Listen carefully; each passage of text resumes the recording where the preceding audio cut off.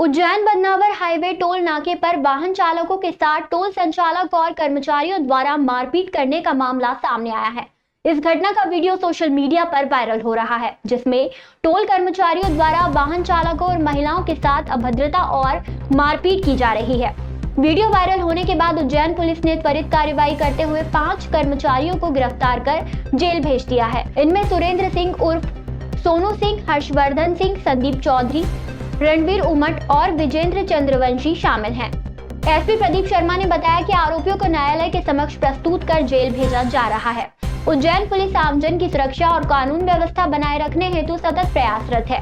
दरअसल टोल नाके पर वाहन चालक और टोल कर्मचारियों के बीच किसी बात को लेकर कहासुनी हो गई थी, जिससे गुस्साए टोल कर्मचारियों ने वाहन चालक और उनके साथ गाड़ी में बैठे लोगों और महिलाओं के साथ अभद्रता और मारपीट कर दी। हालांकि इस मामले में वाहन चालक और उसके परिजनों ने शिकायत नहीं की और वहां से चले गए, लेकिन वहां मौजूदा लोगों ने वीडियो बना लिया, जो अब सोशल मीडिया पर वायरल हो रहा है।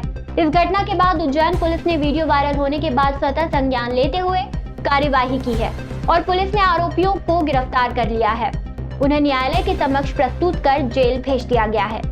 बदनावर टोल पर थाना इंगोरिया अंतर्गत कल शाम का एक वीडियो हम लोगों को वायरल हुआ था, जिसमें टोल के कर्मचारियों द्वारा एक परिवार के साथ, जिसमें महिलाएं भी शामिल हैं, बहुत अभद्र व्यवहार किया गया और उनके साथ मारपीट की गई है। ये व्यवहार अत्यंत निंदनीय है, इसलिए टोल के संचालक और उसके सभी कर्मचारी जो वीडियो में नज़र आ रहे हैं, उन सबके विरुद्ध सख्त कार्रवाई की गई है। सभी को ऑलरेडी हिरासत में लिया गया है। अन्य जो कर्मचारी हैं जो वीडियो में नजर आ रहे हैं, उनके संबंध में भी पहचान की जा रही है। अभी तक 7 लोगों को हिरासत में लिया गया, शेष सभी कर्मचारियों को हिरासत में लिया जाएगा और जेल भेजा जाएगा। टोल कर्मचारियों के व्यवहार के संबंध में हमने एनएच को भी पत्र लिख रहे हैं और इनके जिस तरह का आचरण रहा है, एनएच की तरफ से भी जो उनकी विभागीय कार्रवाई है वो की जाए, इस संबंध में एक पत्र लिखा जा रहा है। उज्जैन के जिवाजीगंज थाना क्षेत्र में पुलिस ने एक बड़े सट्टा रैकेट का पर्दाफाश किया है।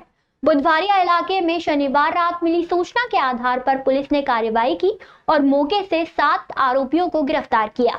आरोपियों के पास से 22,450 रुपए नगद, मोबाइल फोन, सट्टा पर्ची और कैलकुलेटर बरामद किए गए।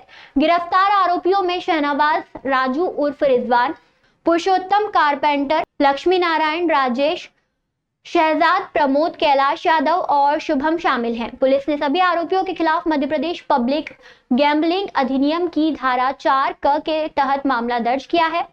टीआई विवेक कनोडिया के नेतृत्व में की गई इस कार्रवाई में पुलिस ने बताया कि यह गिरोह अन्य क्षेत्रों में भी अवैध सट्टे का कारोबार करता था। पुलिस आरोपियों से पूछताछ कर आगे की कानूनी कार्रवाई कर रही है। पुलिस टीम में उप निरीक्षक भंवर सिंह निगवाल, प्रार सर्वेश सिंह, आर दीपांशु, शंकर सिंह, ब्रजभूषण, मोतीलाल और ओम सिंह शामिल थे।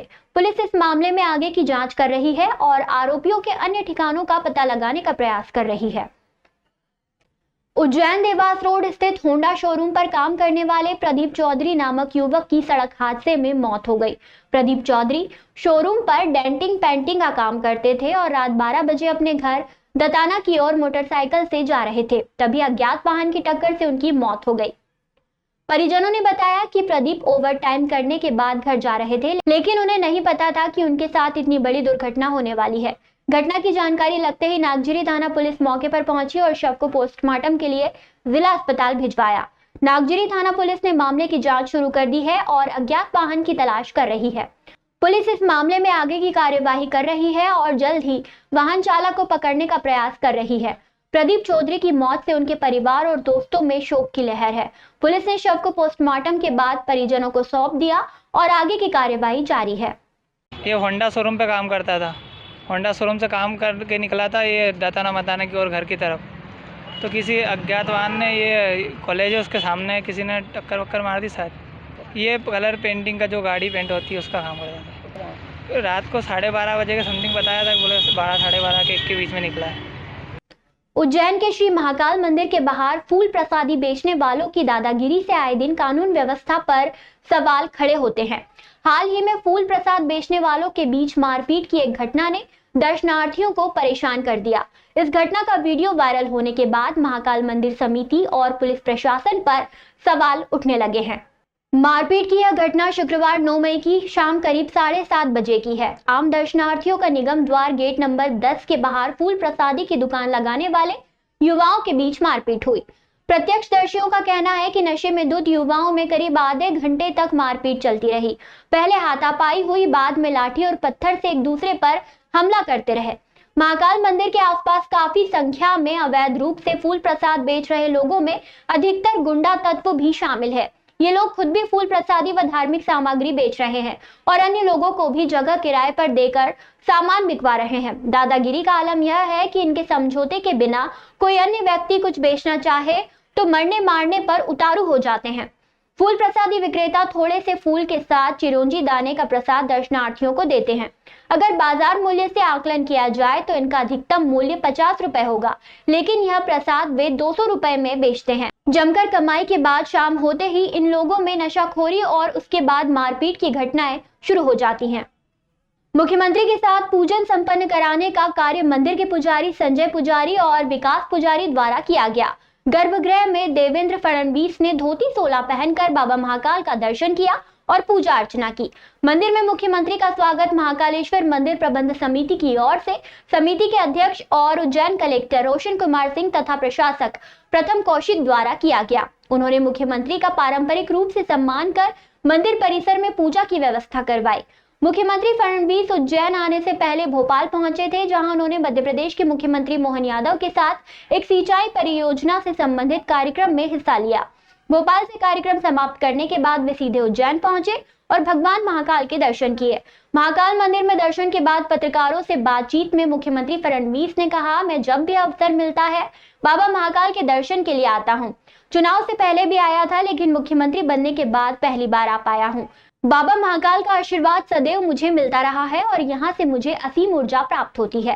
सीजफायर पर पूछे गए सवाल के जवाब में उन्होंने कहा कि मुझे जानकारी मिली है कि सीजफायर हुआ है, यह अच्छी बात है, हालांकि इसकी पूरी जानकारी फिलहाल मेरे पास नहीं है।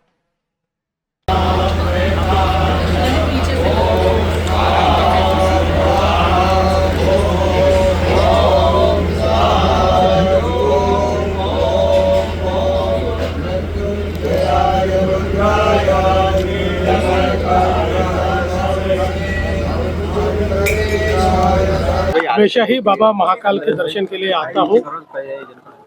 चुनाव से पहले भी आया था, चुनाव के बाद और मुख्यमंत्री बनने के बाद आ नहीं पाया था। आज अवसर बना क्योंकि मध्य प्रदेश के मुख्यमंत्री डॉक्टर मोहन यादव जी के साथ एक हमारा सिंचाई का समझौता आज होने वाला था, उसके लिए मैं भोपाल आया था। तो ऐसा अवसर मिलने के बाद यहाँ पर आना लाजमी था, इसलिए मैं यहाँ आया। बाबा महाकाल के अभी मैंने दर्शन लिए हैं। उनका आशीर्वाद हमेशा ही हमारे पीछे रहा है और मैं ऐसा मानता हूँ कि उनका आशीर्वाद लेने के बाद एक नई और असीम ऊर्जा हमको प्राप्त होती है। उसी ऊर्जा को प्राप्त करके हम जा रहे हैं। उज्जैन में कुमावत जागृति परिवार द्वारा ऑपरेशन सिंदूर में जांबाज भारतीय सैनिकों के पराक्रम एवं शौर्य को नमन करते हुए कुमावत जागृति के 22वें स्थापना दिवस पर एक कार्यक्रम आयोजित किया गया। इस अवसर पर सैनिकों के वेलफेयर के लिए 22,000 रुपए का चेक और सेवाधाम आश्रम में मानव सेवा हेतु 22,000 रुपए का चेक भेंट किया गया। कार्यक्रम का शुभारंभ स्वर्गीय मनोहर लाल कुमावत के चित्र के समक्ष दीप प्रज्वलित कर अतिथियों ने किया। इस अवसर पर सोनू गहलोत, अध्यक्ष मध्य प्रदेश मलखम्ब एसोसिएशन, अंकित ग्राम सेवाधाम आश्रम संस्थापक सुधीर भाई गोयल, प्रसिद्ध हृदय रोग विशेषज्ञ डॉक्टर PM कुमावत, कुमावत समाज अवंतीपुरा अध्यक्ष मुकेश रैनीवाल, कुमावत समाज जयसिंहपुरा अध्यक्ष सत्यनारायण कुमावत, वरिष्ठ समाज सेवी मोहन देवतवाल उपस्थित थे।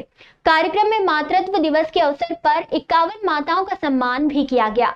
कुमावत जागृति परिवार द्वारा मध्य प्रदेश के मुख्यमंत्री डॉक्टर मोहन यादव को यह चेक प्रदान किया जाएगा।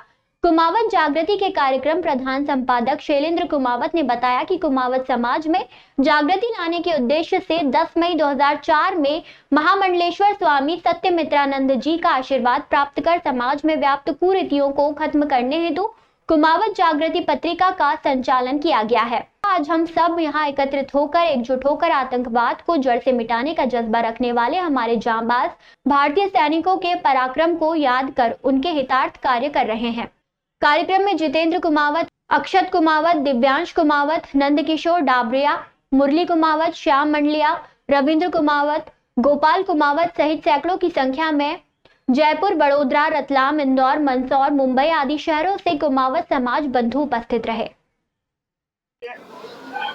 सेवा धाम आश्रम को दिए हम कुमावत परिवार के इस स्तुत्य कार्य का जो उन्होंने अपने पिता मनोहर लाल जी कुमावत की स्मृति में किया है प्रथम, उसके लिए हम उनका आभार प्रकट करते हैं और ये कोशिश करते हैं कि समाज में अच्छे से अच्छे कार्यों को लोग प्रोत्साहन करें, इससे प्रेरणा लें, यही हमारी कामना है। मैं 22,000 रुपये का चेक जमा करने हेतु यहाँ पर अतिथियों के द्वारा दिया जा रहा है।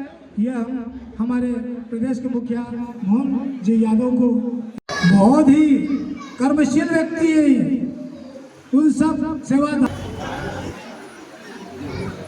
के लिए या उनके परिवार के लिए जो चरण भाई ने दान देने की घोषणा करी है, ये भी एक स्वागत योग्य कदम है।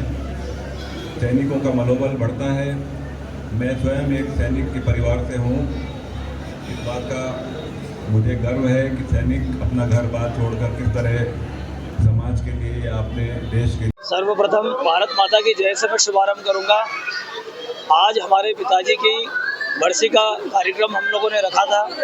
उसी के साथ में जो भारत माता की रक्षा के लिए हमारे देश के सैनिक हमारी सीमाओं पर भारत और पाकिस्तान पे ऑपरेशन सिंदूर में अपने लिए अपनी जान की बाजी लगाकर और निछावर कर कर सीमा पर हमारे लिए तन मन धन से लड़ रहे हैं, उनके लिए कुमावत जागृति परिवार की ओर से सैनिकों के कोष में हमारे आदरणीय प्रधानमंत्री नरेंद्र मोदी जी के आह्वान पर जो सैनिक सहायता कोष है उसमें 22,000 का चेक कुमावत जागृति परिवार की तरफ से प्रदान किया जाएगा। और यहाँ पर इसी के साथ जो हमारी नारी शक्ति है, आज चूँकि मातृ दिवस है तो उसी के साथ हमारी सारी मातृ शक्ति का सम्मान करते हुए हम बहुत बहुत अपने आप को अनुभूत कर रहे हैं और यहाँ पधारे हुए हमारे सभी अतिथियों का हम लोग हृदय से अभिनंदन करते हैं। धन्यवाद। भारत माता की जय। आज ये बहुत ही अच्छा अवसर रहा। कुमावत जागृति पत्रिका के प्रधान संपादक रहे स्वर्गीय मनोहर कुमावत जी की स्मृति में उनके पुत्रों द्वारा और उनकी श्रीमती जी द्वारा भारत में जितने भी सैनिक शहीद हुए हैं उनके परिवारों के लिए जो सैनिक कल्याण बोर्ड बना हुआ है उसके लिए 22,000 रुपये की राशि आज मातृ दिवस के अवसर पर कुमावत परिवार ने सौंपी है। ये वास्तव में उन सब शहीदों के प्रति उस परिवार का अटूट प्रेम, अटूट विश्वास है और उनके प्रति सच्ची श्रद्धांजलि है, जिन्होंने एक सामान्य परिवार के व्यक्ति होने के बावजूद भी अपने घर में आयोजित किसी कार्यक्रम में सैनिकों की चिंता ली, सैनिक परिवारों की चिंता ली।